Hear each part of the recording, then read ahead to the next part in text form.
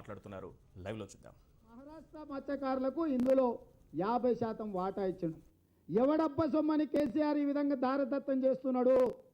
ఇవాళ తెలంగాణ ప్రజల హక్కులను మహారాష్ట్ర ప్రభుత్వం దగ్గర మొగరిల్లి వాళ్ళ కాళ్ళ దగ్గర తాకట్టు పెట్టిండు కల్వకుంట్ల చంద్రశేఖరరావు.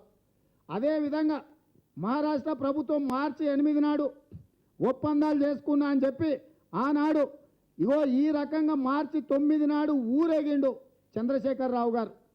8 ఒప్పందాలను గుర్రాల మీద, ఒంటెల మీద, గాడిదల మీద, కిరాయి మనుషులతో మార్చి 8 నాడు ఒప్పందం చేసుకున్నాను. మార్చి 9 నాడు బేగంపేట నుంచి గాడిదల మీద ఊరేగించింది నువ్వు కాదా? ఈనాడు ఒక్క పేపర్ కాదు, ప్రతి పేపర్లో ఈరోజు పతాక శీర్షికలల్లో ఆనాడు చేతులు ఊపిండు, పత్రికలలో పతాక శీర్షికలలో రాయడం జరిగింది. ఈరోజు అన్ని పేపర్లు మార్చి 9 నాడు ప్రతి పేపరు, ప్రతి టీవీ 2 రోజులు మహారాష్ట్రకి వెళ్ళి తెలంగాణ ప్రజల కోసం గొప్ప ఒప్పందం చేసుకున్నాడని చెప్పిన కేసీఆర్ మళ్ళీ ఈరోజు ఏం ఒప్పందం చేసుకున్నావు నువ్వు? అంటే ప్రజలను మభ్యపెట్టి పత్రికలల్లో, 3D ఫోటోలల్లో, టీవీలల్లో నీ అభివృద్ధి ఉన్నది.